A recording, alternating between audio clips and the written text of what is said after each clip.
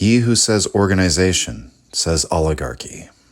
With these words, Robert Michels advances his sociological theory of what is called the Iron Law of Oligarchy. And what that means is that whenever human beings organize into a social group, the structural realities of organizing human beings for coordinated action results in minority rule. And that far from asserting this as a reality that we have overcome with democracy, this pattern obtains just as strongly in democratic structures of power as in others. That democracy does not represent an escape from oligarchy, but simply its transmutation into a new form, a different kind of aristocracy, rather than one established according to blood or lineage. Michels asserts that it does not matter how well-intentioned or principled the members of a democratic party are when the party forms. The requirements of organization will push them to become anti-democratic and to be guided by the opinions, goals, and beliefs of a few people, rather than the majority. Michels outlines this theory in his work Political Parties, which is what we're going to talk about today. Now, I actually did a multi-part series, I think it was 8-part series on political parties, before the Nietzsche podcast even existed. I began this project in early 2021, I believe. And back then I was doing the whole talking into the camera thing on YouTube, and I guess I occasionally do that today. But I even did some live streams to, 2 or 3 people. And I would basically just pull out the book and read along with it. And I had made notes for myself, underlining the relevant sections. And then I'd give my explanation, my analysis of it on the stream. And I mispronounced his name throughout that series, so that's kind of embarrassing. I was calling him Michels. If you've been following the podcast from the beginning, you'll know that I'm not the best on pronouncing foreign words or names. So if you want to go look that up after we're done here with this episode and, expand your horizons even further with the work of Robert Michels, if you can tolerate my mispronunciations, all that content is there. But I'm going to try and condense that all down into one episode today. I'm talking about it now on the Nietzsche podcast because I think what Michels has to say is relevant given all the political topics we've already covered, and because the Iron Law of Oligarchy has actually become a more famous concept in recent years. Many people might echo Michels' claim that oligarchy is the inevitable end of all organization, but there are a few explanations online that I've found that make clear as to why Michels argues this. He isn't just asserting this as a bald-faced claim. He fills his book with evidence that shows this pattern repeating, details of all the factors that create the situation. He explains how all the individuals acting all in their best interests still produce this situation of minority rule. And like Ibn Khaldun, he doesn't just try to describe the history of political parties and say, well, look what always happens.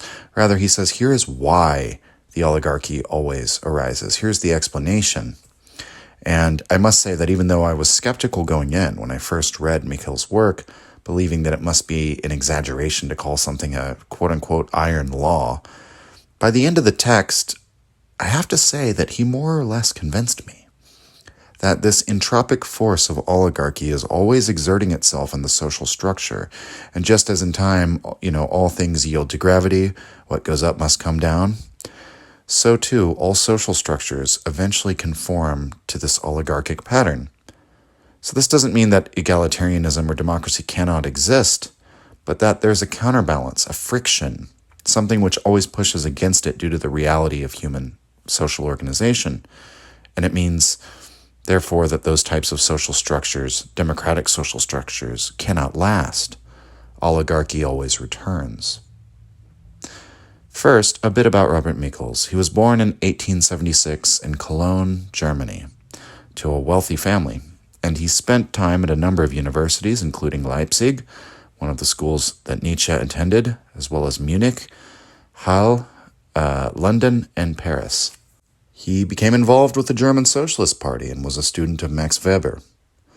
Michels criticized his own political party, the German Socialists, quote, for being too much concerned with winning seats in the Reichstag, too anxious to remain within the law, not militant enough in its opposition to the military dictatorship represented by the Kaiser, end quote.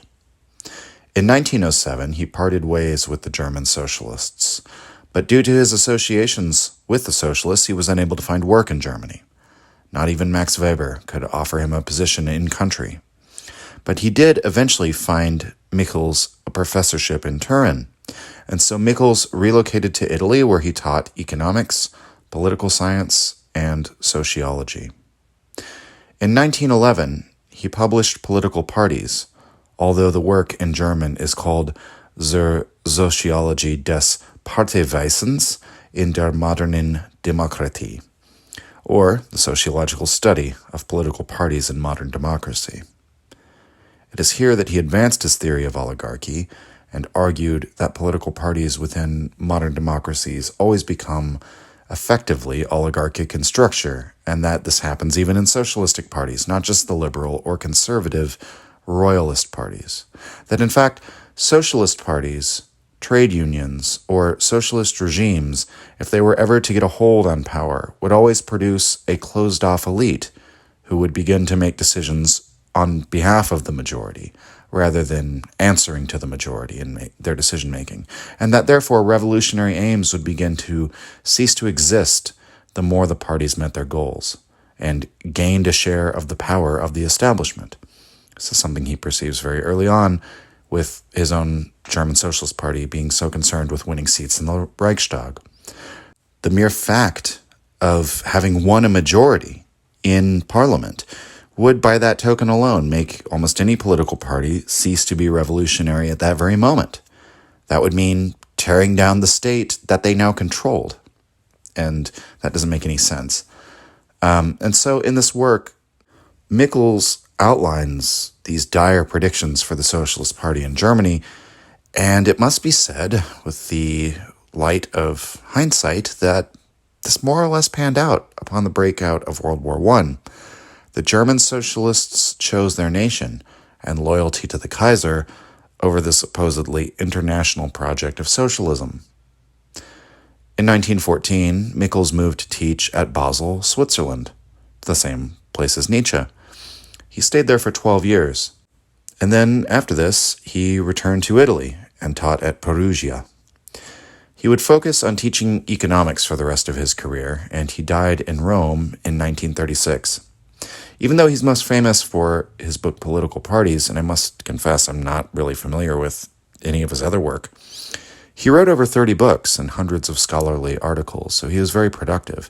He left behind this immense body of work in economics and sociology. But solely on the strength of his ideas, in this one book, Political Parties, I'd say he's one of the most important political thinkers of the 19th and 20th centuries. That formative period before the Great Wars, when ideologies were competing for who would lead the way into the future out of the dynastic period of European history, right? So Europe had the Enlightenment project going for centuries at this point. Science had brought about the Industrial Revolution, and now as the populace at large was beginning to discard the old superstitions and the religious clout that the ruler class used to have, there was this dream of moving beyond the old systems. How are we going to do it? And I think Michels is perhaps the most challenging author of this period for us to read, because he just calls the entire project of political idealism into question and yanks us all back down to earth. Now, the uncomfortable thing is that Michels became very close to the Italian Fascist Party during his later years. In fact, when Mussolini came into power, he offered Michels a political chair in his government in the year 1928. I think we must keep in mind, though, a couple things. Michels was an old man at this point, and he died by the year 1936. So we all have the illumination of hindsight of what happened with fascism, but Michels didn't. And the world didn't yet understand the bloody end that fascism was driving at that time. So we have a different perspective on what fascism is because of the knowledge that we have. Michels didn't really live long enough to see all that play out, and I don't think he would have been in favor of any of those outcomes. I think it's a bit, disingenuous or uncharitable to say that he would have been, or to just tar him with the label of being a fascist, and therefore everything he says is wrong. Because I think he was genuinely searching for something, some other answer to this question of where do we go from here to produce I think his goal is actually to produce a more equitable and just future for mankind, and he's thinking that the socialists are not going to be able to do it. And then you have this incipient movement in Italy, which, it must be said, has to be distinguished from the German Nazis. It's a very different thing going on there, in spite of the fact that they're allies. And so, we have to keep all that in mind. He exists at a very particular period of time when fascism is like this new exciting idea, and he's an old man at this point, right? And while one could see how Michels' theory of oligarchy itself might be appealing to the fascists and rebuke it on those terms, I think it's far less important to point that out than it is to point out how those of us who believe in democracy or socialism or libertarianism or whatever, we still replicate the same oligarchy, whether we think that's a good thing or not, right? Everyone's uncomfortable with the fascist ideology, which would kind of actively promote an aristocratic or oligarchic system in many cases. But Michels' critique isn't really about approving of oligarchy. And he makes it clear once we get into the text that that's not what he approves of. He's actually trying to find some way around it.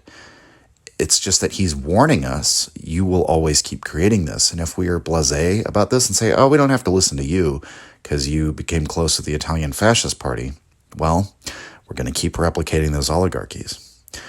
That, to me, is the more important thing to wrestle with. Because if Michels is correct, that would seem to be the most important challenge for democracy or socialism or libertarianism. That's the most important thing to formulate a solution to overcome in some way. And some Marxists, for example, including those within the Soviet government, drafted formal responses to Michels' Iron Law of Oligarchy in the 1920s and 30s. Bukharin, for example, claimed that the incompetence of the people at large, which is one factor Michels emphasizes. Michels talks about the need for specialization and the division of labor. Bukharin says that would be something which would be cured by communism. By freeing the proletariat, the people would eventually all become experts, or a majority of them would at least. At least in the case of the Soviet Union, however, it would seem that Michels was more correct than Bukharin in predicting the course of history there. And again, throughout his work, we can see that democracy and freedom are to Michels rather obviously good things, supposing that they could be realized. His concern is almost entirely pragmatic, rather than one of valuation, right? He muses toward the end of the book, in a little segment I'll go into in more detail when we get there, democracy might be like an unattainable treasure that we always have to reach for, and that the very act of reaching for it might better us and make it so that in those rare situations when they arise, where there's a democratic decision that can be made and we're in possession of power, we people who are more forward-thinking, where our individual choice is able to direct the fate of the group, maybe we will choose the egalitarian, democratic, humanistic route, right? The problem for Michels is simply that the structure of our political system will never reflect this. The structure will never reflect it, right? It remains forever that dream. For him, it is a laudable dream, but it is a dream. So without further preamble, let's dive into the text, because there's a lot to cover. Michels begins with the observation that all aristocratic or royalist parties during his time have had to make concessions to democracy. They've had to become democratic in form in order for their existence to even be possible within a system where the leaders are chosen by election, because a party that only promised to represent the interests of the landholding class, for example, would be an unsuccessful party by virtue of having told the majority of people that they will not represent them. They don't even intend to represent them, right? They can't outwardly campaign on the basis of minoritarian rule in a majoritarian system. And yet, on the other side of that coin, all political parties with democratic aims, Michels observes, have had to organize themselves into minoritarian structures, where the aims of the party are directed by a small group. And so we have aristocratic democracy and democratic aristocracy. So he begins by blurring that neat line we've drawn in our mind between oligarchy and democracy and shows how there are elements of each within the other, at least in practice. And so this primes the audience for the argument because it demonstrates that oligarchy and democracy are not mutually exclusive. Michels, his argument here doesn't depend on the idea that the democratic process itself is entirely an illusion, or that there's no input whatsoever in how the leader is chosen from the majority of the populace. Rather, democracy and oligarchy can coexist in the same system, and in fact, they must, at least to some extent, insofar as consensus is always required for governance, and the group always needs a minority to actually make the decisions. As to that latter point, which may be the biggest sticking point for the more socialistic or anarchistic type people, Michels then devotes the first major division of the work to that question, the very need for leadership in democratic structures, the technical reasons for why a leader is needed, as well as the psychological reasons. Michels begins to make the case for why in the following passage that may show its traces of his socialist beginnings, and that he recognizes class interest as the relevant and motivating factor in whether a group will be effective in achieving its aims. He writes, quote, "The chances of success in any struggle will depend upon the degree to which this struggle is carried out upon a basis of solidarity between individuals whose interests are identical."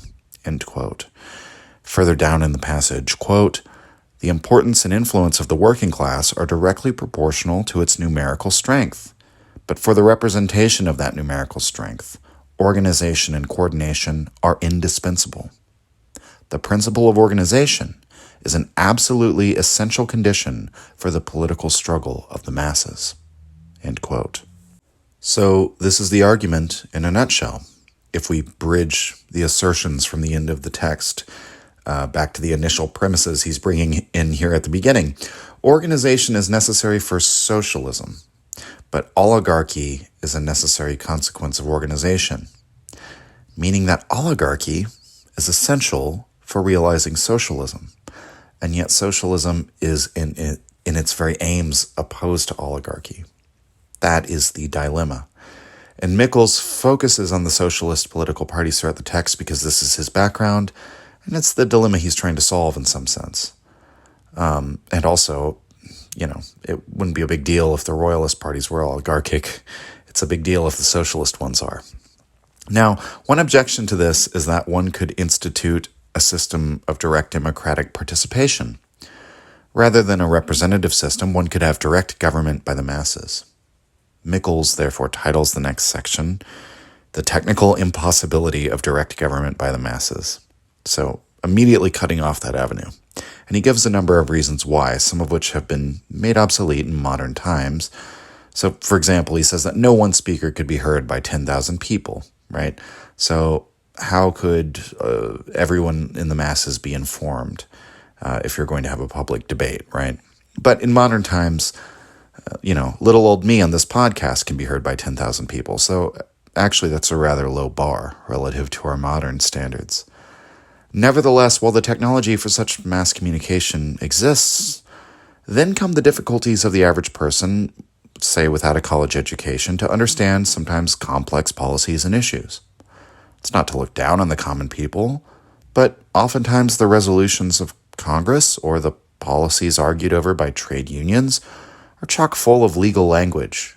And the ability to read this legal language and to competently put policy proposals into such language is a specialty that not everyone shares. And in fact, very few people share it. Most people will have to have such legalese explained to them, which will require that they have the time or the inclination to understand it and someone around who can explain it. Usually in practice, they will simply abdicate their responsibility for understanding such policy measures to, a political delegate, to a representative. That is one technical reason why people do it. And oftentimes, it's like, how could they know that that person's competent? Well, they just find somebody who's convincing sounding, who will interpret the laws for them and tell them how to vote and how to feel.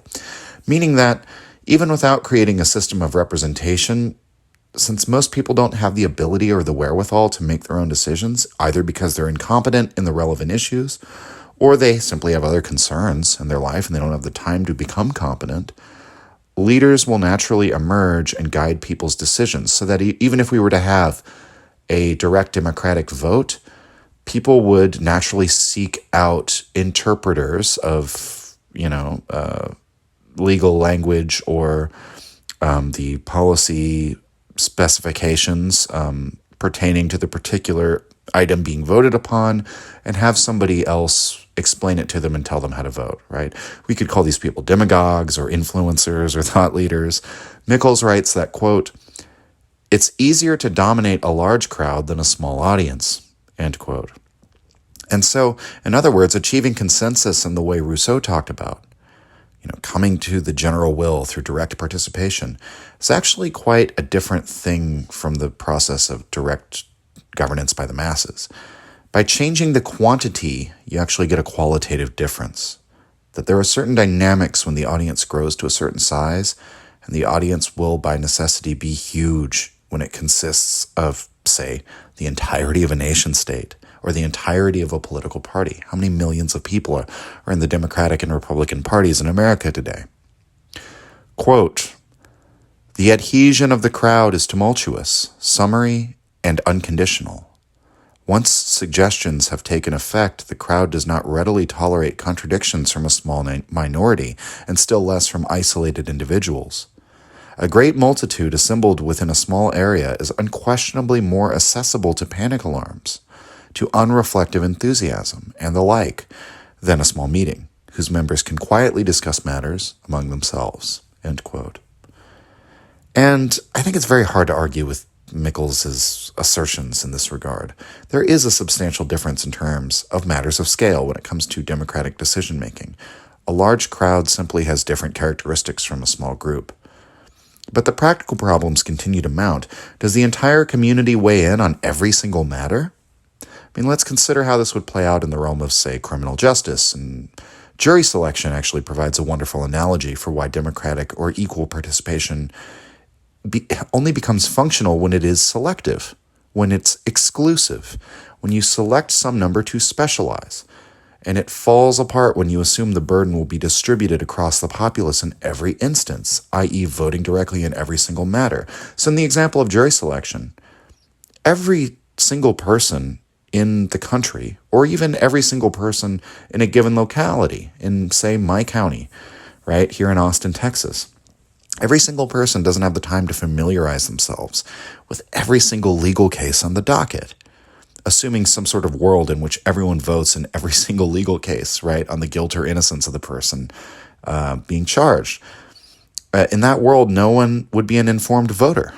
For the majority of the time, that would be the case, right? And so that's why we select a jury, so that even though everyone in theory is called upon to help the legal system function, and you are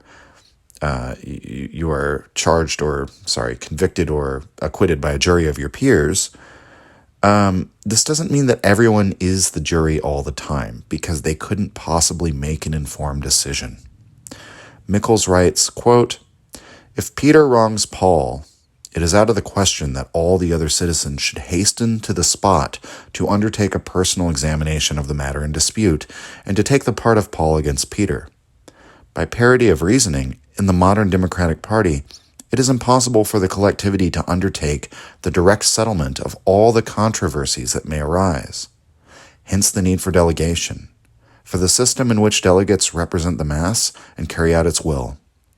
Even in groups sincerely animated with the democratic spirit, current business, the preparation and carrying out of the most important actions is necessarily left in the hands of individuals."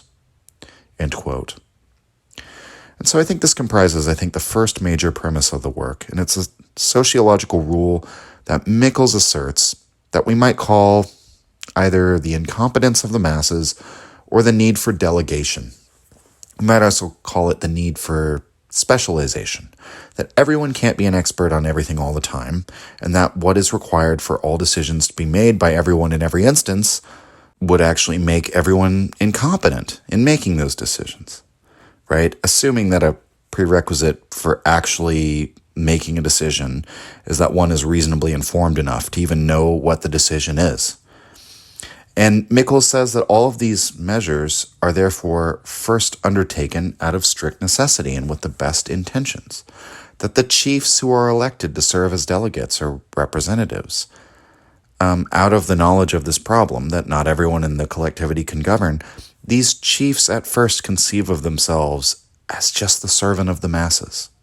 He gives a couple examples. He says that among the socialist parties of Italy, this democratic spirit is very much alive. And he says that the movement for the Italian agricultural workers was founded based on a stringent set of principles beholden to democratic checks. The leaders had to be elected by a 4/5 majority. Every member of the leadership was subject to examination, and if any issue came up, the group sought out the written signatures of all members to get the consent of every single individual in the body before negotiations with the employers could even begin.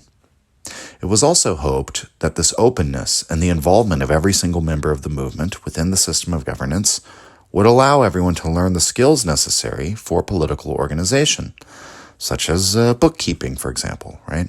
Michels says that these models have been replicated by the English trade unions as well, and it speaks to the truly democratic aims underlying these unions. And yet, instead of the masses all becoming more familiar with bookkeeping, something else happened. For one, quote, gradually, the delegates' duties became more complicated. Some individual ability becomes essential, a certain oratorical gift, and a considerable amount of objective knowledge. It thus becomes impossible to trust to blind chance, to the fortune of alphabetic succession, or to the order of priority in the choice of the delegation, whose members must possess certain peculiar personal aptitudes if they are to discharge their mission to the general advantage. End quote. This is what we might call the principle of indispensability. The party finds that the specialists in a given task, bookkeeping, copy editing, oratory, logistical management of the party, whatever the skill might be, they are indispensable. They become indispensable over time. As soon as it becomes, the choice of parting with the last spokesman of the party, maybe he had a real flair for oratory and might have won you some more seats in Parliament, the idea of an arbitrary term limit on that guy and replacing him with just the next person, Joe Schmo, it's just like jury selection, right? Just random. It begins to seem a bit silly. And then it starts to become less like selecting a jury and more like selecting a judge. I mean, how do we select judges? Well, by a long, involved, rigorous, and meritocratic project. That's what the indispensability of specialization creates. And as the end of its logic is a meritocratic attitude, which arises out of practical need and promotes the most effective possible individuals. Furthermore, remember that the entire premise of this revolutionary or socialistic struggle is the shared interests, the mutual class interests of the workers at large. But now you've created a hierarchy among the workers, meaning that the political chiefs begin to feel that their shared interest is perhaps less represented by the party at large, by all the various laborers and their various crafts or at their factories, but that they, have more in common, in fact, with their fellow elected leaders than they do with the common worker. You have this shared feeling of specialness and power. And indeed, power is given to you in these delegated positions, however limited it might initially be. And these powers, by necessity, give to the leaders certain prerogatives, as in the power of the purse, meaning who gets paid, who gets a job, who gets to move up in the organization. And with that, the people who become delegates therefore begin to feel that their own interest is served more than anything else by remaining in the position of delegates. They become those who have done well in the status quo. The party itself becomes, the source of their income, the source of their status. It affords them power and influence. And with that, the idea of tearing down the establishment and ushering in a classless, moneyless society, well, they might still be consciously committed to it, but it no longer actually makes sense within their class position. And while some might remain uncorrupted and committed to their revolutionary goals, a strictly materialist analysis would have to point out that the leaders have been separated from the material basis of their former class position. They've become an aristocracy within the working class.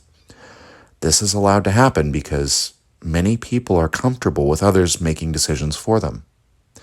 Michels asserts, quote, among the citizens who enjoy political rights, the number of those who have a lively interest in public affairs is insignificant." End quote. They're not interested in leadership themselves, probably not even interested in what political decisions are being made, even if those decisions are governing their lives. Oftentimes, we're more than willing to let those who are more interested in leadership just fight it out amongst themselves. Michels cites an example of how many of the most active local political organizations are not run by socialists. They're run by the petite bourgeoisie, the small holders and business owners.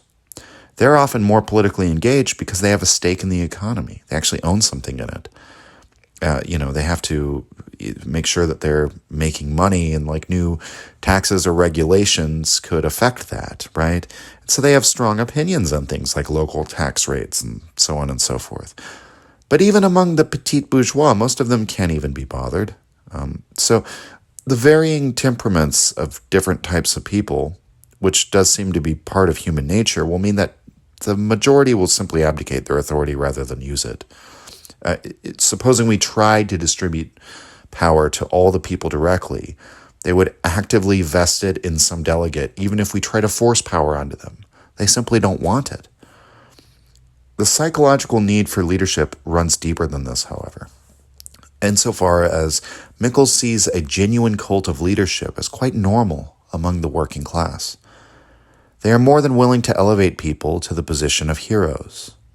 Michels says that over the years, he's seen the hero worship among socialist parties increase rather than decrease, and sometimes it even mounts to a sort of religious level.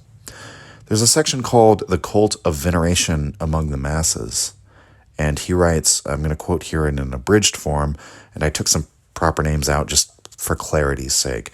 The content of the quote remains the same. So here goes, quote, "In Sicily, in 1892, when the first agricultural laborers' unions were constituted, the members had an almost supernatural faith in their leaders. They often in their processions carried the crucifix side by side with the red flag and with placards inscribed with sentences from the work of Marx. The leaders were escorted on their way to meetings with music, torches, and Japanese lanterns. Many, drunk with the sentiment of adoration, prostrated themselves before their bishops.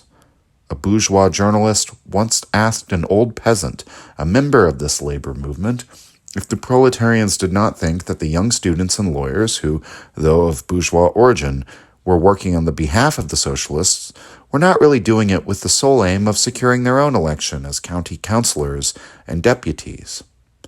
They are angels come down from heaven, was the peasant's brief and eloquent reply." End quote. There's another section in chapter 2 of part 1 that I want to read. It shows how this cleft between the experts and the workers at large begins to develop. Michels describes how L'Humanitaria, a philanthropic organization started by socialists, created the, quote, "practical school of social legislation," end quote, with the aim of making available an education to all workers in order to give them the skills necessary to take official positions within labor organizations. In other words, they'd be trained to organize, but such training requires the skill set needed to be a competent factory inspector, or to understand the books of a given company or union, and so on and so forth. And once they graduated this 2-year course, they'd be given the title of labor expert. But over the years, the openness of the program became more limited. The people who sought out the diplomas often did so with the hope of personal advancement, to secure lucrative employment for themselves, even if it was as something like a trade union official, which the person in question would consider a morally good profession to hold.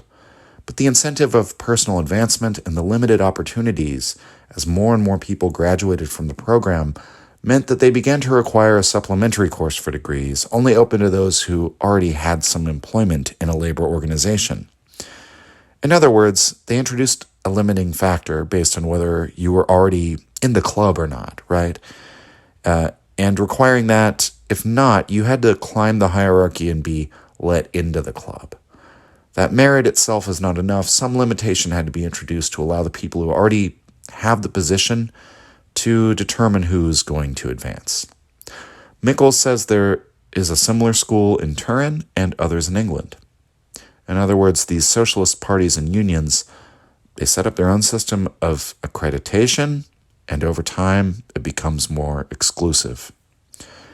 Michels writes, quote, "It is undeniable that all these educational institutions for the officials of the party and of the labor organizations tend, above all, towards the artificial creation of an elite of the working class, or a caste of cadets composed of persons who aspire to the command of the proletarian rank and file. Without wishing it, there is thus effected a continuous enlargement of the gulf which divides the leaders from the masses. The technical specialization that invariably results from all extensive organization renders necessary what is called expert leadership. Consequently, the power of determination comes to be considered one of the specific attributes of leadership, and is gradually withdrawn from the masses to be concentrated in the hands of the leaders alone. Thus, the leaders, who were at first no more than the executive organs of the collective will, soon emancipate themselves from the mass and become independent of its control. Organization requires the tendency to oligarchy. In every organization, whether it be a political party, a professional union, or any other association of the kind, the aristocratic tendency manifests itself very clearly. The mechanism of the organization, while conferring a solidity of structure, induces serious changes in the organized mass, completely inverting the respective position of the leaders and the led. As a result of organization, every party or professional union becomes divided into a minority of directors and a majority of directed." End quote. And so all of these factors drive this wedge further and further between the majority of party members and the minority who makes the decisions. Divergence in material self-interest is a big one. The need for specialization. Also increasingly divergent self-identity and outlook of the leadership versus the party at large, owing to their differences in worldview according to whether they're educated or not, or whether they're already secure in their livelihood or not. And each of these things is self-perpetuating, such that if we look at the need for specialization, Michels writes, quote, "As the organization develops, not only do the tasks of the administration become more difficult and more complicated, but further its duties become enlarged and specialized to such a degree that it is no longer possible to take them all in at a single glance. It is not only the growth of the number of duties, but also the higher quality of these, which imposes a more extensive differentiation of function." End quote. These are self-perpetuating because this increase in tasks and complexity of tasks comes with this continued expansion and therefore the continued success of the group. The same is true with the material incentives driving the leadership class. Those incentives only begin to compound with one another. So to summarize the argument as we have it so far, Michels writes, quote, "With the growth of working-class organization, there must be an accompanying growth in the value, the importance, and the authority of the leaders. The principle of the division of labor creates specialism, and it is with good reason that the necessity for expert leadership has been compared with that which gives rise to specialism in the medical profession and in technical chemistry. Just as the patient obeys the doctor because the doctor knows better than the patient, having made a special study of the human body in health and disease, so must the political patient submit to the guidance of party leaders, who possess a political competence impossible of attainment by the rank and file. Thus, democracy ends by undergoing transformation into a form of government by the best, into an aristocracy." End quote. I'm reminded of Bakunin's coinage here that in matters of shoemaking, one should defer to the shoemaker, right? The meaning here is supposed to be an argument for why specialization could exist within an anarchist system and would be rationally respected simply voluntarily by the members within this system, right? Without having to be coerced into accepting expert specialization. It's simply the most reasonable thing to do, and most people will do it. But what Bakunin fails to see there, I think, is that having said that, in matters of shoemaking, one should defer to the shoemaker. He's given us the exact justification that will be used to create a hierarchy of experts, which in time because of all of these factors, will diverge in its viewpoint and interests from the masses and become minoritarian. It will become meritocratic and exclusive and eventually be vested with the faith and authority of the masses, because most of them are thankful to have someone else to make those decisions. Most people want someone else to take care of things for them. And over time, that creates an aristocracy, because rulership itself is a specialization, a matter of expertise, just like any other field. And then, whoops, so much for anarchy.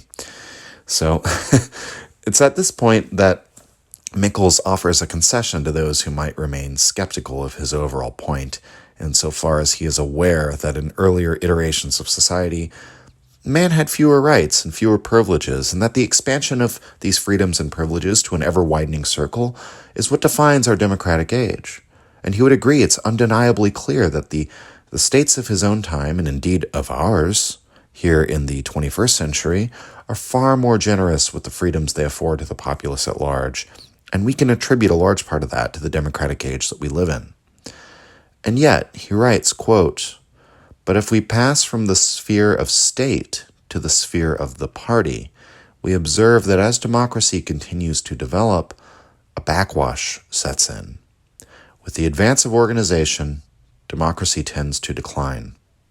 Democratic evolution has a parabolic course." End quote. To me, that's simply, it's a fascinating remark, because it suggests a similar pattern to what Peter Turchin suggests with his negative feedback loops, which produce this apparently cyclical outcome. You widen political power and participation to the broadest possible sphere. Eventually, after a process that takes centuries, the entire populace.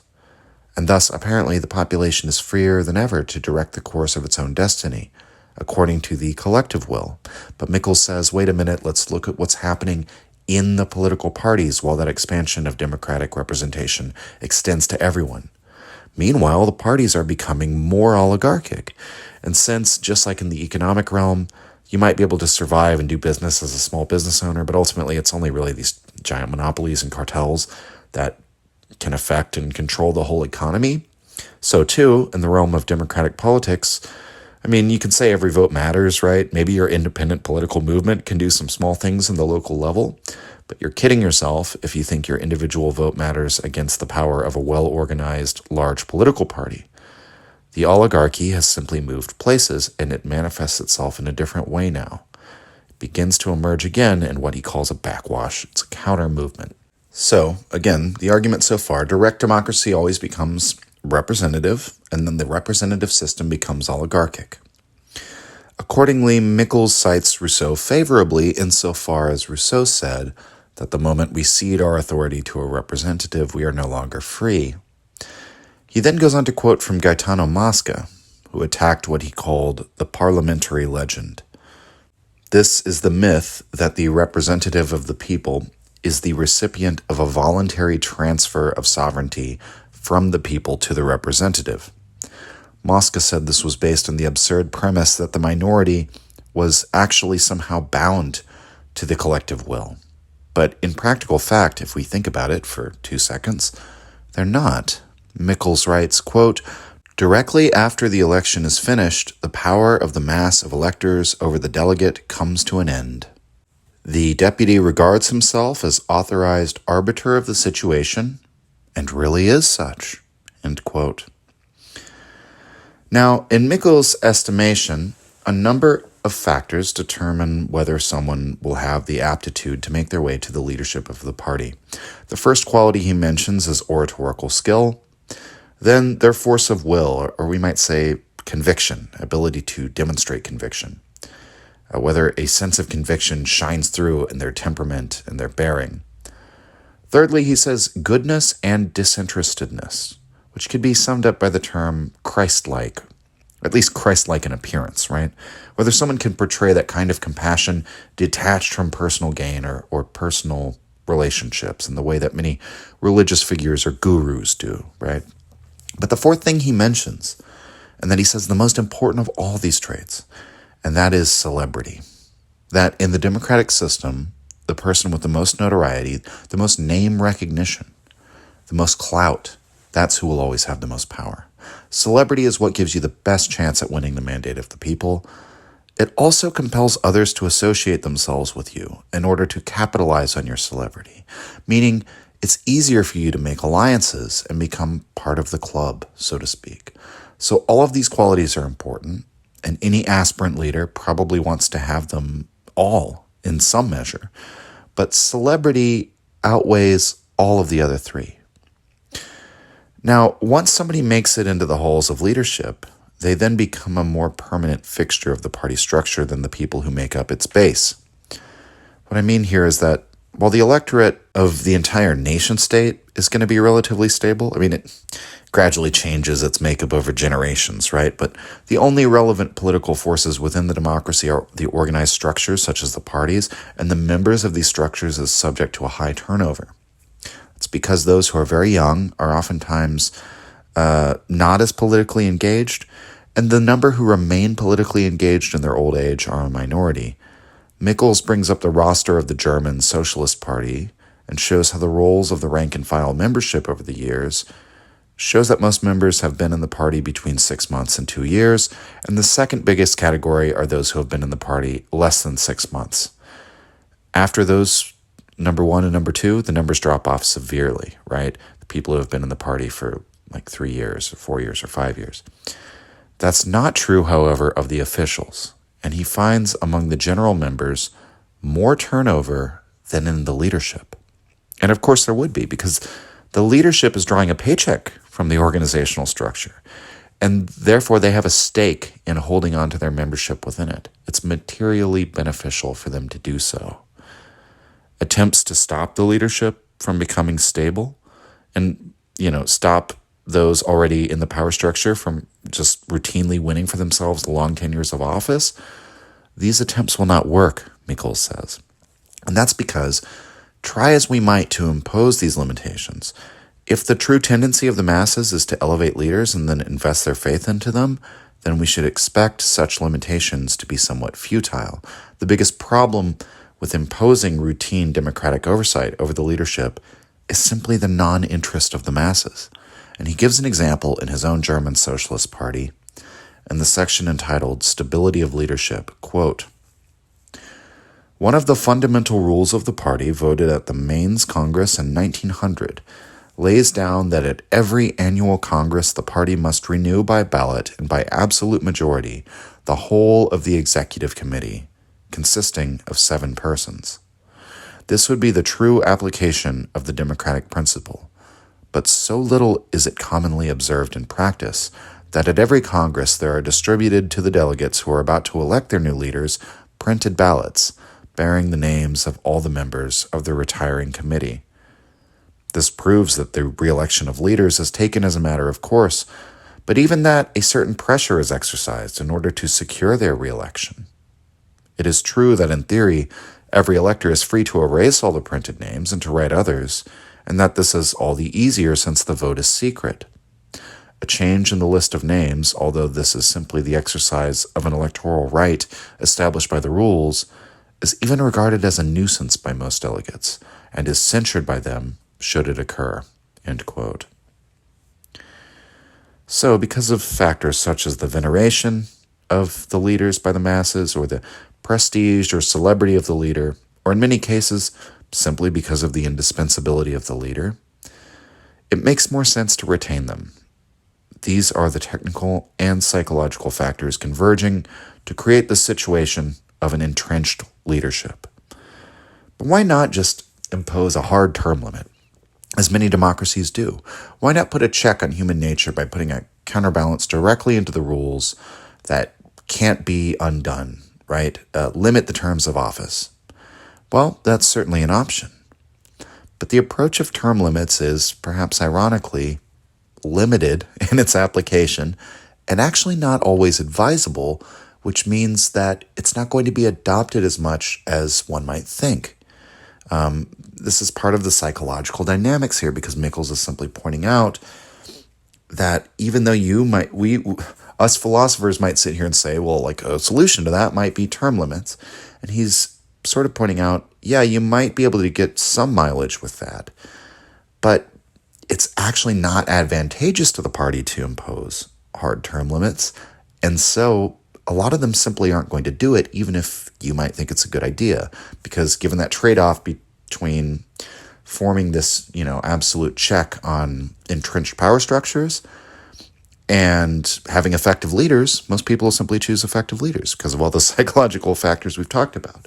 But I'm going to quote from Michels here in an abridged form again. Quote, "The official will not devote himself zealously to his task. He will not feel himself thoroughly at one with the aim he is intended to pursue if he's likely to be dismissed at any moment. Appointment to office for short terms is democratic, but is quite unpractical alike on technical and psychological grounds. Since it fails to arouse in the employee the proper sense of responsibility, it throws the door open to administrative anarchy.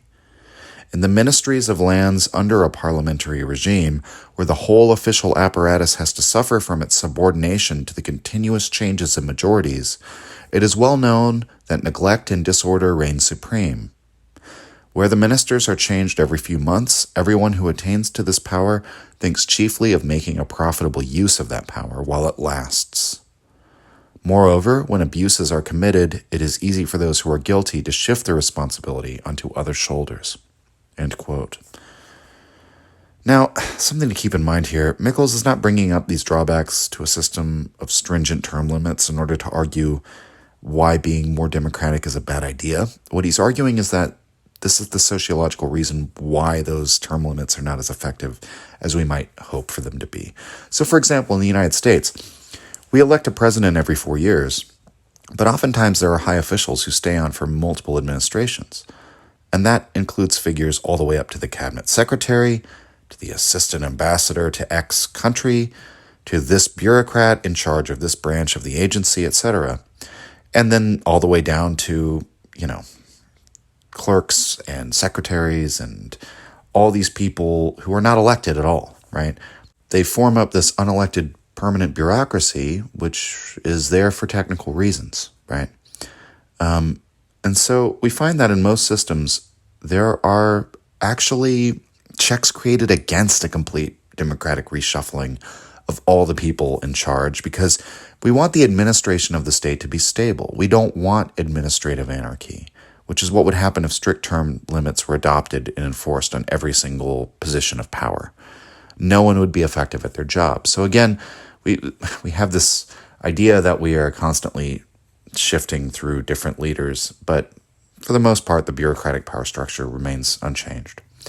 Because we have a technical demand and a psychological need for stability of leadership.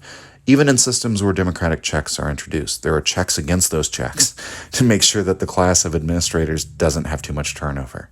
Because too much chaos and unpredictability is really bad for your state, right?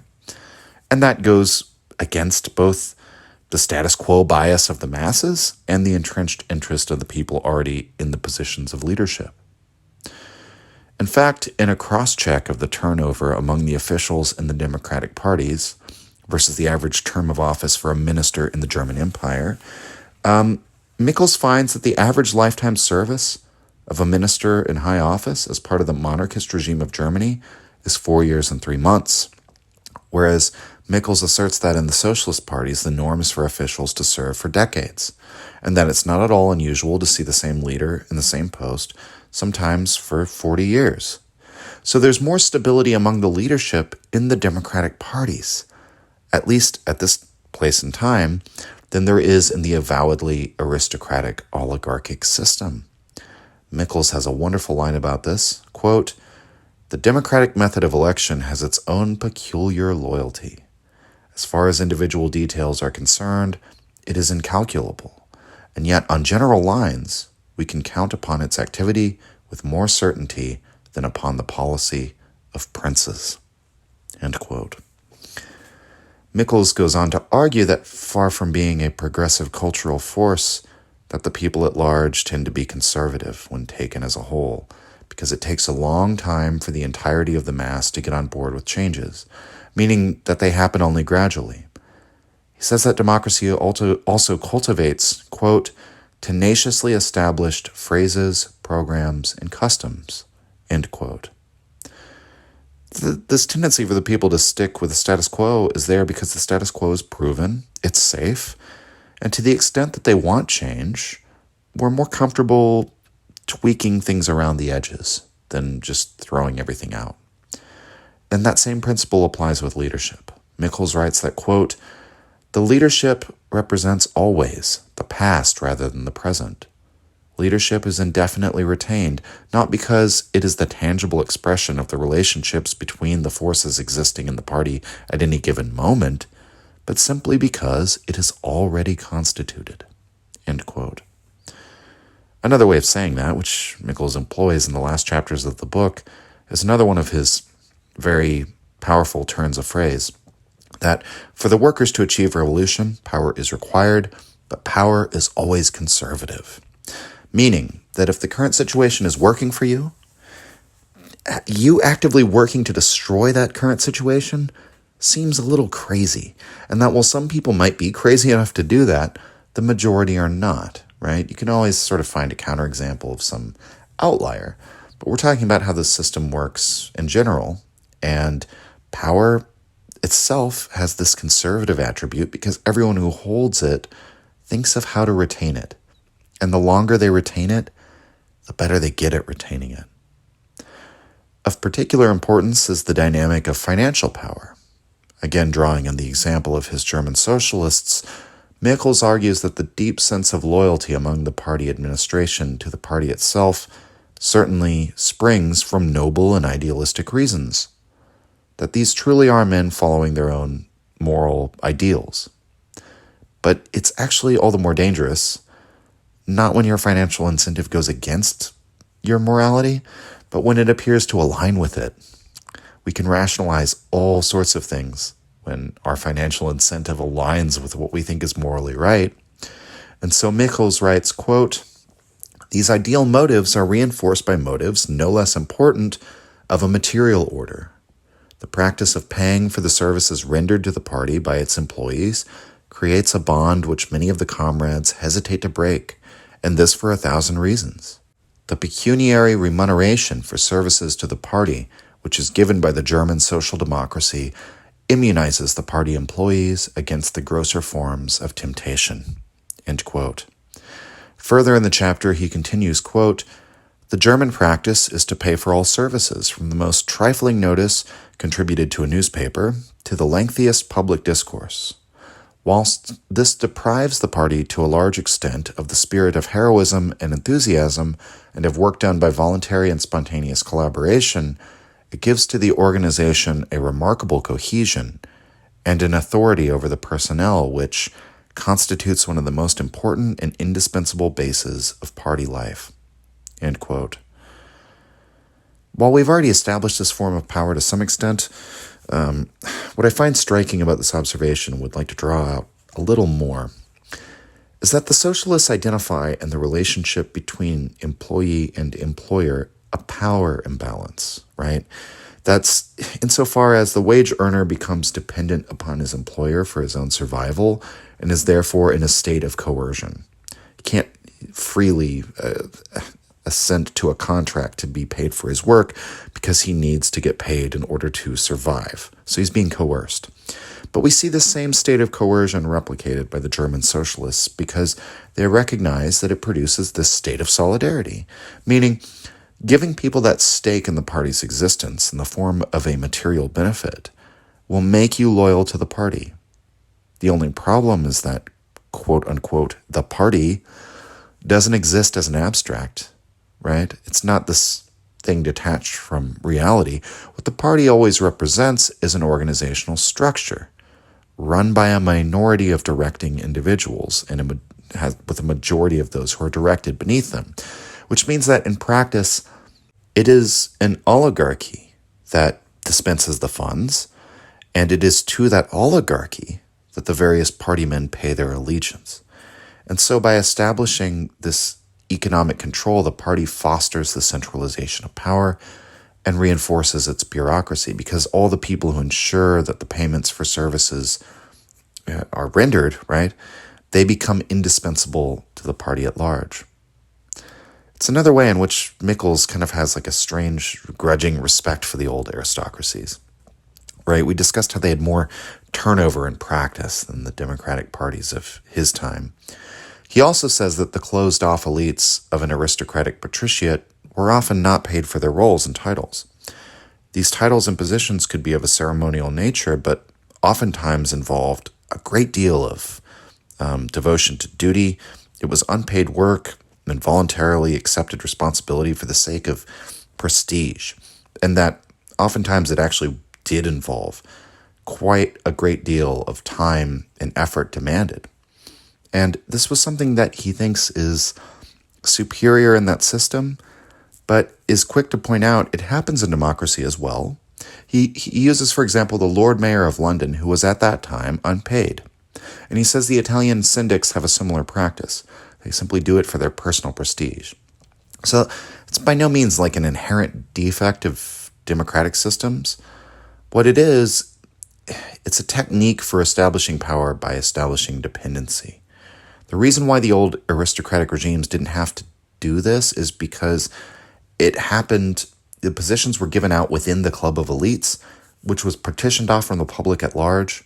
They didn't really need money, and so the position itself was their means of getting more prestige among one another. Now, there are dangers to this. Like if the party leaders aren't dependent on the purse of the party for their own livelihood, you could easily invite a plutocracy. Having them be dependent on the party and on the wage they draw from Congress will mean that they are safeguarded against bribery. That's the reasoning in the United States, again, to use a modern example. That's the reasoning behind paying the president $400,000 a year. Maybe it's more these days. It should probably be a lot more than that, actually. But the reason is, you might say, well, he's a public servant. Why should the president be rich just for being the president? It's like, well, you don't want the guy with the nuclear codes to be broke. You want his loyalties to be to the U.S. government. And it's funny because there's so many reasons why that doesn't work in practice because of the realities of the U.S. system. I think discussing all that and how, ex-presidents go and take speaking fees, which is like, the triangle between people who become lobbyists and then work for a corporation and work for, go be a congressman or whatever. That would all take us too far afield from Michels' work. But I certainly take Michels' point here, and I think it holds up. And furthermore, he argues that the workers must be paid. I mean, it would simply be immoral not to do so, according to the internal ethos of socialism. The worker is owed the social value of his work. But it would be foolish to hang the entire success or failure of the project on the thread of idealism, right? Michels writes, quote, "For the great majority of men, idealism alone is an inadequate incentive for the fulfillment of duty," end quote. So the person who's not paid or who's underpaid will always be subject to that temptation. He might betray the party or simply abandon its aims when the first financial opportunity comes along for him. And so idealism can fuel your political activism. Over the long term, though, even mildly onerous tasks will be enough to dissuade most people from staying the course there, right? So having the party dispense payment is another thing that's indispensable. But again, we're seeing the same pattern here, right? Michels is not arguing whether people being dependent on the party for their wages is like a good or bad thing in his own opinion. He's arguing that the practical realities will push the party to become a financial entity because that is actually the best option for the effectiveness of the party. But once it becomes such an entity, a body with financial power over its members, what happens next, right? You have a bunch of people in a coercive financial relationship with an oligarchy, which is the very thing that socialists claim to be against. Michels compares the situation of what will happen to the party over time to what happened historically to Christianity and the church. I think this is a wonderful passage for getting his point across here. Quote, "If the non-payment of the party leaders or their remuneration on a very moderate scale does not afford any safeguard for the observance of democratic principles on the part of the officials, we have, on the other hand, to remember that an increase in the financial strength of the party, which first renders liberal payment of the officials possible, contributes greatly to nourish the dictatorial appetites of of the members of the party bureaucracy who control the economic forces of the party in virtue of their position as administrators. In the history of Christianity, we learn that as the wealth of the church increased, there increased also the independence of the clergy, of the ecclesiastical employees, vis-a-vis the community. For the administration of funds and for the conduct of affairs, Christianity needed a graded corps of employees. This was the origin of the hierarchy, which changed the inner meaning of Christianity and perverted its aims. A similar danger is encountered by all democratic parties which possess an elaborate financial administration." End quote. So the metaphor of what happened to the church, right, or the parallel of what happened to the church, I think it's rhetorically convincing given the audience that Michels is addressing here, because most socialists would probably be well aware and in full agreement that the church perverted the doctrines of Christianity and that it became corrupted in its pursuit of earthly wealth. And what is the church other than the organizational structure for implementing the ideology of Christianity in the world, right? It's a very similar thing to a political party in some sense. In order to be an effective, coherent organizational structure, the church adopted an elaborate financial structure. Over time, the practical and technical realities of power made the church unrecognizable in light of its spiritual mission, right? And so it seems rather obvious that the exact same thing can happen to the organizational structure created to implement the ideology of socialism or democracy itself. To achieve its aims, it adopts these tools of power, but power is always conservative, and the party accordingly becomes conservative. The ways in which leadership tightens its grip on power, often unconsciously and simply by following a logical and natural course of action, are manifold. Michels discusses how the party leadership takes control of the press, the means of distributing information, or framing the issues of debate or dispute within the party. They control the funding for elections. The structure of party politics and the incentives that it provides can produce people who are not driven at all by idealism, but solely by personal gain. Michels writes that, quote, "The independence of the leaders increases concurrently with their indispensability," end quote. Meaning that the better they are at their jobs, the worse people are at bringing to bear a democratic check on the leader's power. And if you want a really granular detail about every last way in which these positions of political power become solidified and the democratic checks become weaker, you'll have to get into the text yourself. But he has sections on how the leader's power over the press works and why you might think, well, we'll have a completely democratic run press within the party, right? And why that just simply isn't going to work.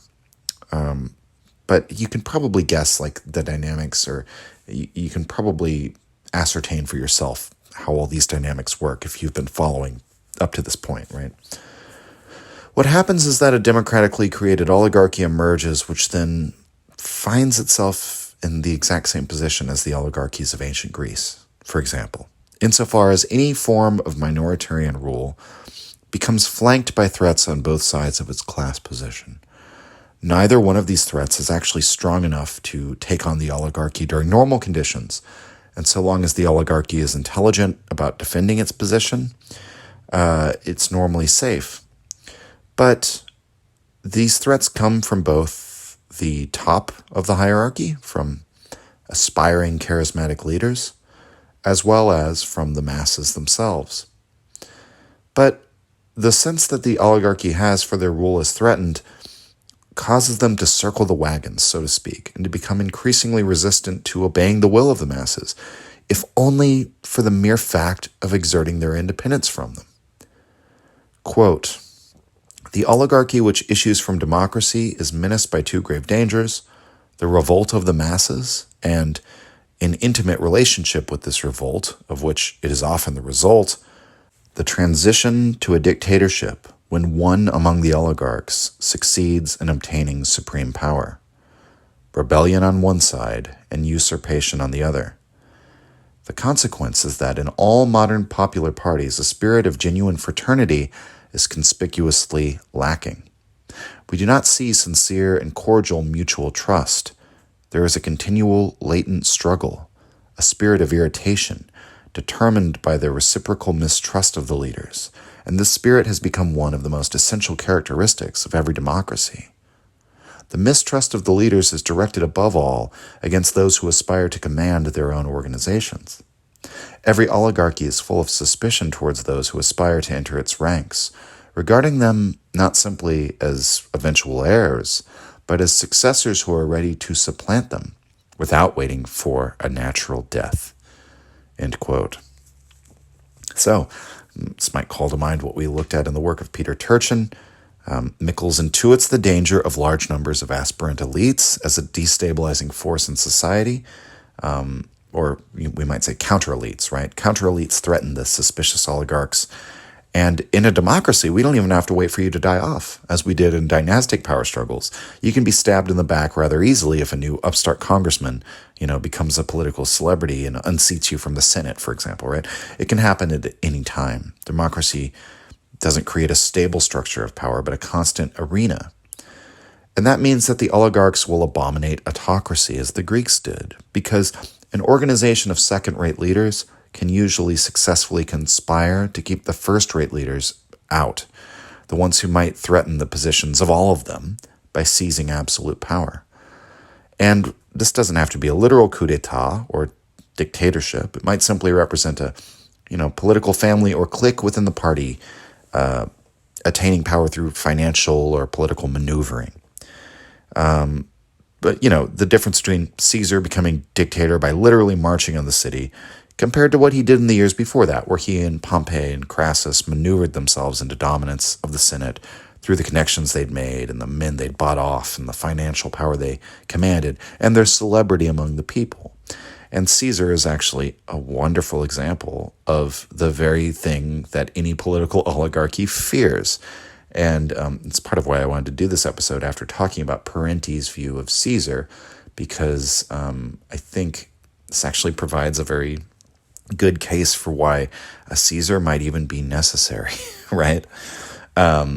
If not a literal Caesar, right? If not a literal march on Rome, but we might look at somebody like in the US, like FDR, right? Somebody who completely, like there was the business plot where a bunch of, like a group of businessmen and political insiders conspired to like overthrow FDR. And FDR did all these sort of political maneuvers where he tried to just sidestep constitutional limits on his power. But he did that because he felt that there was an entrenched oligarchy and that the only way was a strong executive to basically use every means available to, implement his program, right? So that's maybe a more peaceful version of the ascendant executive that the oligarchy always fears, right? Now, to prevent such a person, the oligarchy attempts to neutralize any such rising stars within the party for whom fame or influence might lead to gaining an outsized share of influence. Remember that the most dangerous alignment of interests in the point of view of the oligarchy is when you have an ambitious member of the elite class and they have like the popular support of the people behind them.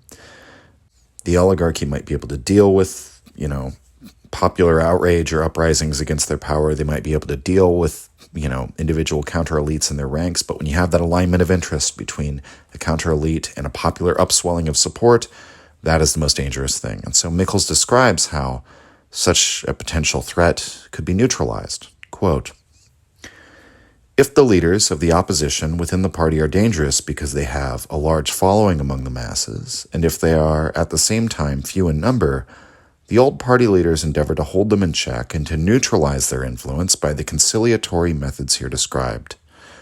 The leaders of the opposition receive high offices and honors in the party, and are thus rendered innocuous, all the more so seeing that they are not admitted to the supreme offices, but are relegated to posts of the second rank, which give them no notable influence, and they are without hope of one day becoming a majority."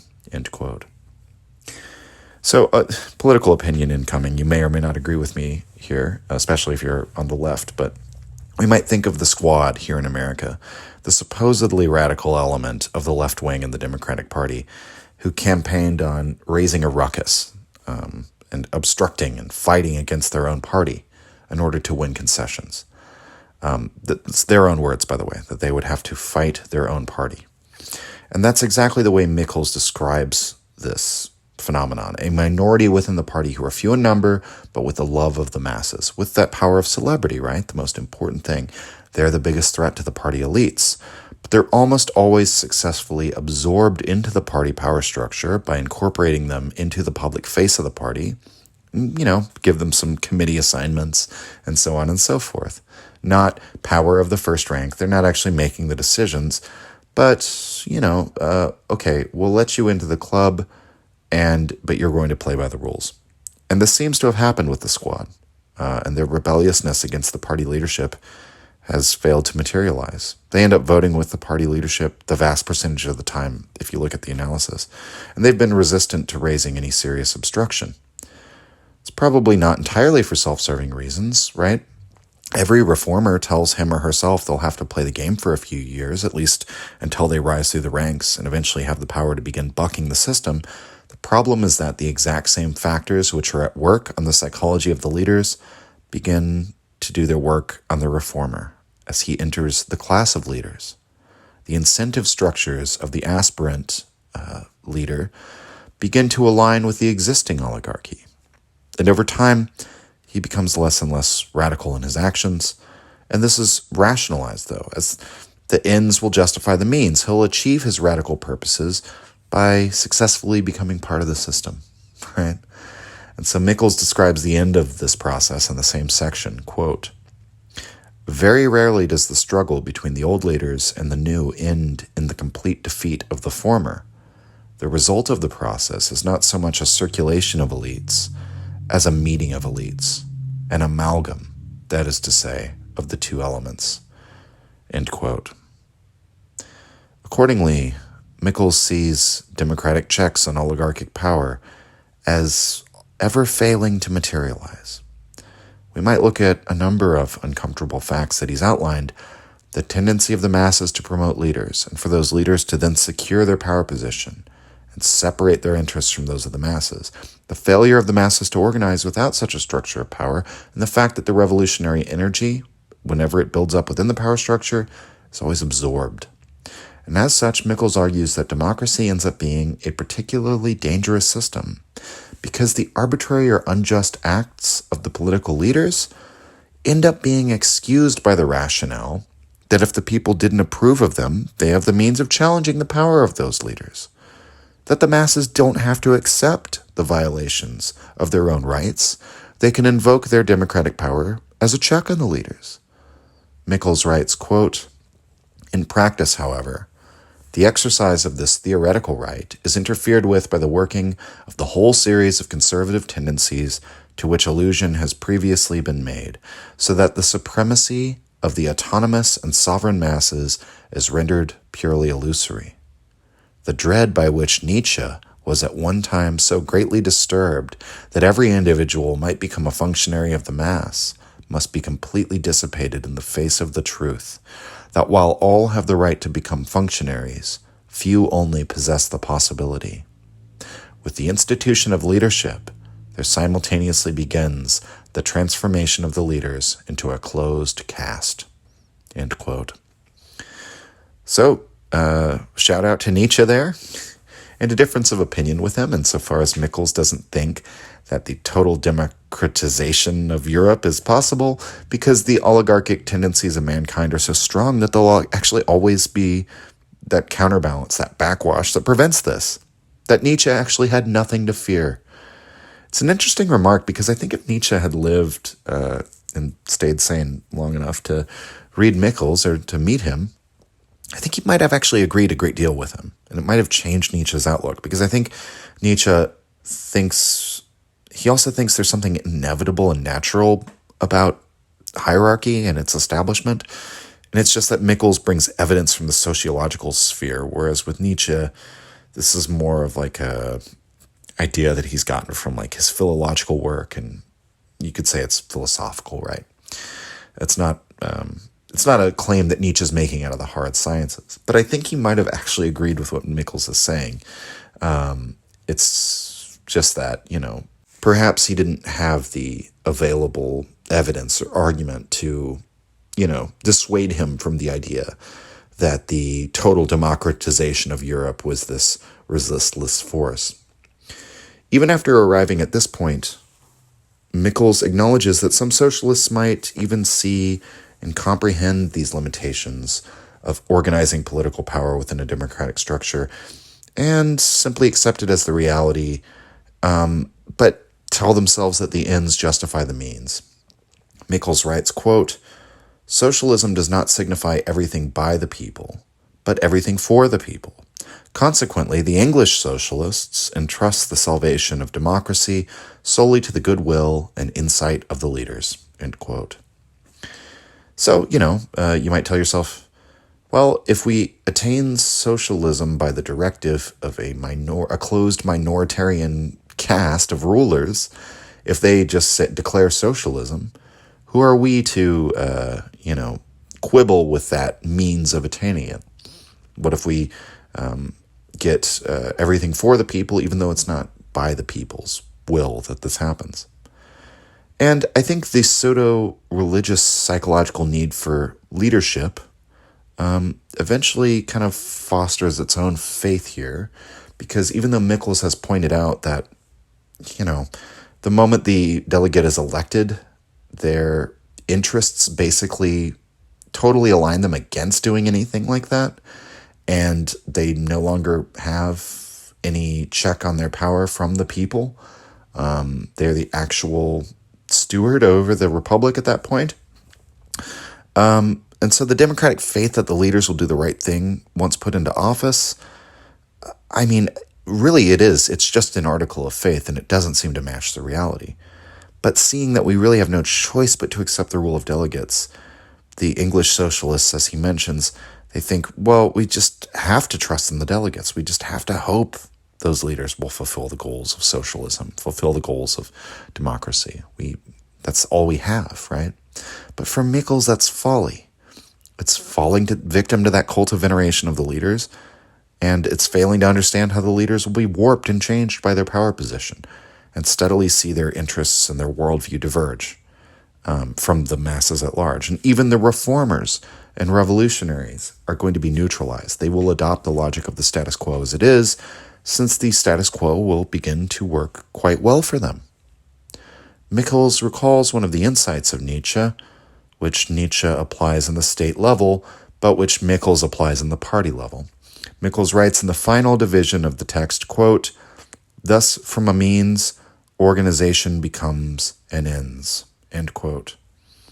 So just like Nietzsche talked about with the state, it begins as a means and becomes the ends. Organizing is the means by which the masses sought to obtain power in the political realm, but upon creating this organization, this aggregation of all their power, they create something that's like the socialists' Frankenstein's monster. It's a thing with its own logic, its own incentives, and thus its own goals, and it naturally rigidifies and preserves itself. Michels then echoes the sentiments of Gaetano Mosca, that the history of struggles between political parties has not been a history of revolutionaries battling for political control against reactionaries, but simply a competition between different oligarchies, a battle between different minorities for control. But never is the principle of minoritarian rule effectively and practically deviated from. The majority appears consistently incapable of self-government, and the reality of a dominant political class appears inalterable. As Mosca contends, the seizing of power from the bourgeoisie happens only in appearance. Quote, "Always and necessarily there springs from the masses a new organized minority which raises itself to the rank of a governing class. The principle that one dominant class inevitably succeeds another, and the law deduced from that principle that oligarchy is, as it were, a preordained form of the common life of great social aggregates, far from conflicting with or replacing the materialist conception of history, completes that conception and reinforces it. End quote. Perhaps the most forceful way that Michels argues this is shortly after that passage where he argues, quote, "The socialists might conquer, but not socialism, which would perish in the moment of its adherents' triumph." End quote. Now, there is that suggestion near the end of the text that it's not all for naught, and it's not that Michels sees no value in democracy at all, right? He likens the search for democracy to a fable about the words of an old farmer to his sons. This old farmer tells his sons a tale on his deathbed about how a great treasure is buried on their lands, and that by digging up the earth, they might one day find this treasure. Quote, "After the old man's death, the sons dig everywhere in order to discover the treasure. They do not find it, but their indefatigable labor improves the soil and secures them a comparative well-being. The treasure in the fable may well symbolize democracy. Democracy is a treasure which no one will ever discover by deliberate search.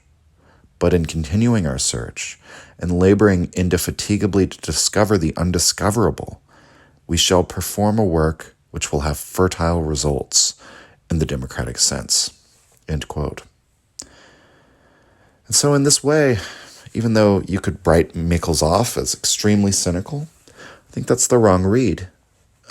He, at least at this time, sincerely wants there to be the possibility for true democratic self-government. It's not his own temperament or intellectual tendencies that lead him to say that such a thing is impossible, I don't think. I think it's actually in spite of those things that he says that democracy is impossible in the purest sense, right? True democracy. It's his understanding of the facts, of the history of political parties, of these sociological brute realities that prevent such a thing from happening. And in fact, Michels ends up sounding less cynical here than some of the idealistic socialists when they realize, perhaps without fully grasping why, these conservative and hierarchical tendencies in the human social life we might consider the writing of Proudhon, which Michels quotes from in the text. This is Proudhon, quote, "The human species wants to be governed. It will be. I am ashamed of my kind." End quote. And Michels notes Proudhon wrote that from his prison in 1850. Michels even suggests that while the socialistic revolutions through the democratic sphere are futile, their work in that sphere might create new types of people, whom he calls free spirits. Perhaps ironic, given how Nietzsche used the term, but I don't think it's entirely unrelated. He writes that the labor movement, quote, "is apt to bring into existence a certain number of free spirits who, moved by principle, by instinct, or by both, desire to revise the base upon which authority is established. Urged on by conviction or by temperament, they never weary of asking an eternal why about every human institution." End quote. So that's a positive development for Michels coming out of democratic politics, insofar as it's transformed the consciousness of people, or at least provided the opportunity for people to transform their consciousness. And it might create these intellectual rebels. It creates the type of situation in which these questions about the basis of authority can be raised at all. And yet the unstoppable force of oligarchy is, for Michels, truly unstoppable, at least as it stands now, with all the facts as he sees them. He concludes his work with a series of chapters in which he reinforces his claim that organization always has this conservative basis and this tendency to entrench itself. He who says organization thereby says oligarchy, and the history of democratic revolution against centralized power now appears less like a progressive advancement of history, but something cyclical. Something that has been our theme this season, right? Eternal return in the material, political, historical sense. But whereas Ibn Khaldun and Peter Turchin see this pattern in dynasties and regimes, Michels in this book has given it to us in the realm of political parties. The final paragraph of his book, Political Parties, concludes his argument, quote, "The democratic currents of history resemble successive waves. They break ever on the same shoal. They are ever renewed. This enduring spectacle is simultaneously encouraging and depressing. When democracies have gained a certain stage of development, they undergo a gradual transformation, adopting the aristocratic spirit, and in many cases, also the aristocratic forms, against which at the outset they struggled so fiercely. Now new accusers rise to denounce the traitors. After an era of glorious combats and of inglorious power, they end by fusing with the old dominant class. Whereupon, once more, they are in their turn attacked by fresh opponents in the name of democracy. It is probable that this cruel game will continue without end. End quote. So we'll end here, I guess on the note that there's so much in this book that I can't possibly get across all of it in a single episode. I feel that in many ways the latter half of the season has been like a book review for various texts that I think are indispensable for understanding politics and history, especially from the Nietzschean worldview. This cyclical historical and political pattern, the intractability of aristocracy and hierarchy, and our conscious rational idealism, and these political debates that are, I would say, mostly superficial compared to these massive, slow, churning dynamics beneath the surface that push human history forward. Michels, I think, remains the most challenging author to all political idealism, from the democratic or socialistic stripe especially, but really of political idealism of any stripe. I think anyone who wishes to advance those goals has to answer him and has to deal with his very powerful critique as set out in this book. Now, after Michels, we're entering the home stretch of the season, final 4 episodes of the season, final 4 lectures. But next week we're going to have another interview, and then we're wrapping up the Q&A.